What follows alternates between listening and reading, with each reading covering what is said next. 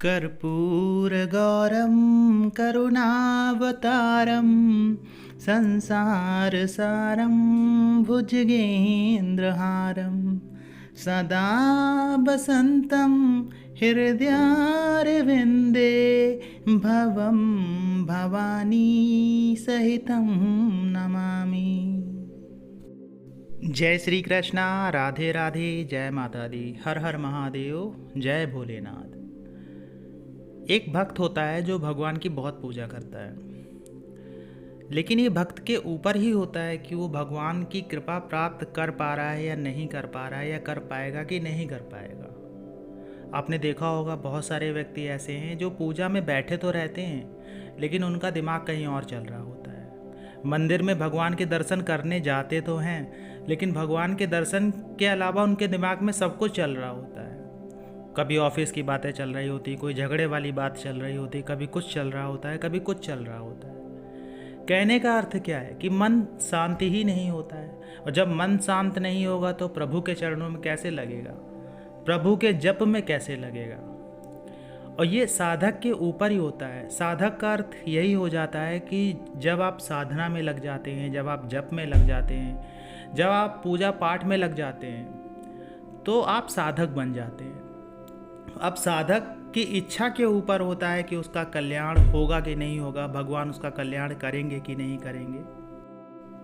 एक बार अगर साधक या भगवान का भक्त सोच ले, इच्छा कर ले मन में कि उसे भगवान की कृपा पानी है, उसे भगवान के शरणागत होना ही होना है, उसे मंत्र में जप की ऊर्जा लेनी ही लेनी है, प्राप्त करनी ही करनी है। अगर वह ऐसा मन में संकल्प कर लेता है तो निश्चित मान लीजिए कि मन के जो गलत विचार होते हैं, मन के जो ऐसे विचार होते हैं जो आपको ये प्राप्त करने में रुकावट पैदा करते हैं, वो सारे विचार धीरे धीरे करके ख़त्म होना शुरू हो जाते हैं। आपकी दृढ़ शक्ति, आपकी इच्छा शक्ति में बहुत ताकत होती है। एक बार अगर आप दृढ़ शक्ति से, इच्छा शक्ति से कोई कार्य को करने के लिए सोच लें तो ऐसा कोई कार्य हो ही नहीं सकता है कि जो आप कर ना पाएँ। सब कुछ संभव है। देखिए, सबसे बड़ी बात होती है विश्वास की।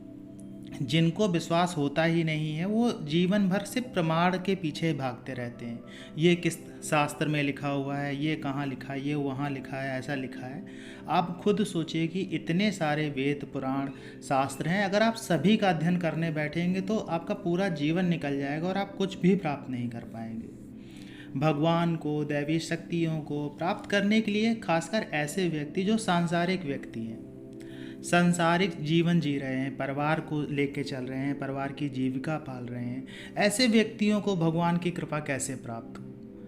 अब इसके कई मार्ग होते हैं।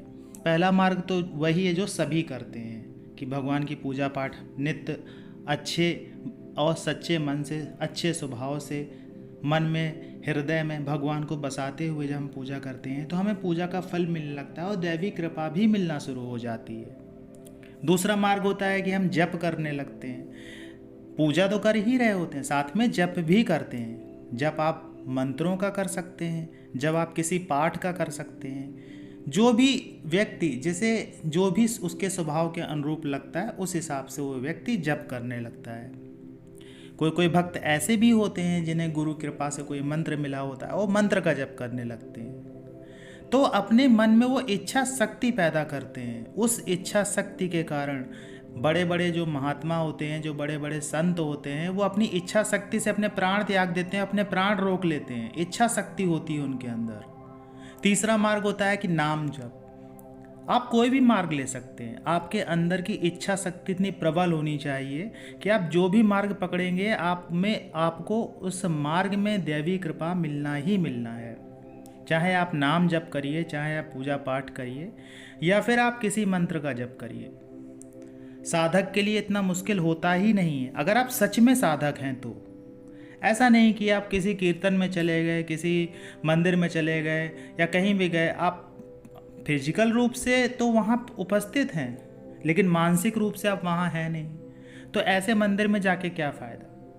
आप पूरे जीवन भर ये मंदिर, वो मंदिर, काशी विश्वनाथ मंदिर और ये उज्जैन मंदिर, इस मंदिर, उस मंदिर, साउथ में चले गए, कन्याकुमारी चले गए, सारे मंदिर आप घूम आए, लेकिन आपके हृदय में इच्छा शक्ति नहीं है भगवान को पाने के लिए। तो आप खुद सोचिए कि आपको कभी भगवान की प्राप्ति नहीं हो सकती, दैवी शक्तियों की प्राप्ति नहीं हो सकती। ये एक जादू जैसा है, और इस जादू को वही व्यक्ति समझ सकता है जो व्यक्ति इसमें लगा हुआ है। देखिए, ये सारे चमत्कार हैं, जीवन में होते हैं, लेकिन हर किसी के बस की बात नहीं होती है। जैसे मान लीजिए कि जो केमिस्ट्री का स्टूडेंट नहीं है, उसे जल का फॉर्मूला बताओगे कि H2O होता है, उसे H2O समझ नहीं आएगा। इसी तरह से जो अध्यात्म में नहीं घुसा हुआ है, जो अध्यात्म में नहीं लगा हुआ, जो जप नहीं करता है, उसे ये समझ में नहीं आएगा कि जप होता क्या है, जप से कौन सी ऊर्जा मिलती है। तो इच्छा शक्ति अगर आपके अंदर पैदा हो गई तो निश्चित मान लीजिए कि आपको जप में सफलता मिलनी ही मिलनी है, दैवी कृपा मिलनी ही मिलनी है, आपके इष्ट देवी देवताओं की कृपा आपको मिलनी ही मिलनी है। कोई रोक नहीं सकता आपको।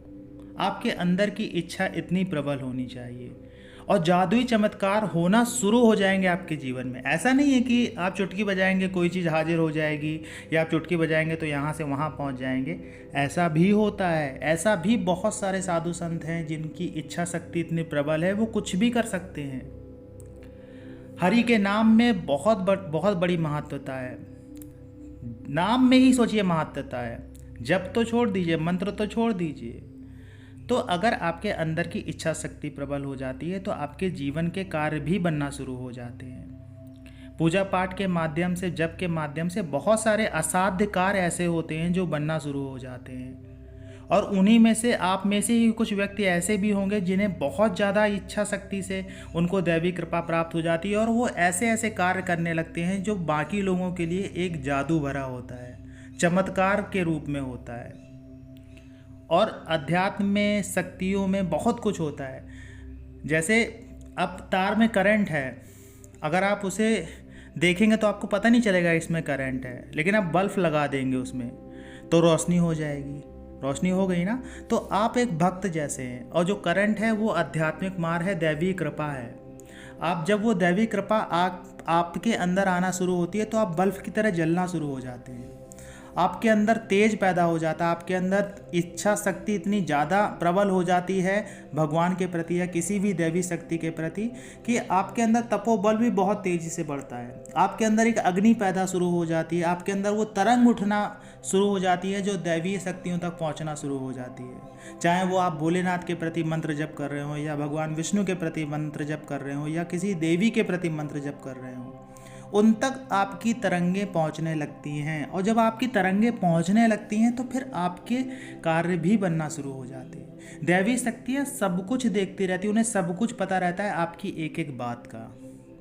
आशा ये जानकारी आपको अच्छी लगी होगी। जानकारी अच्छी लगी हो तो वीडियो को लाइक करिएगा। कमेंट्स में जय माता दी, जय श्री कृष्णा, हर हर महादेव लिखिएगा। मिलते हैं आपसे अगले वीडियो में नई जानकारी के साथ में। तब तक के लिए जय श्री कृष्णा।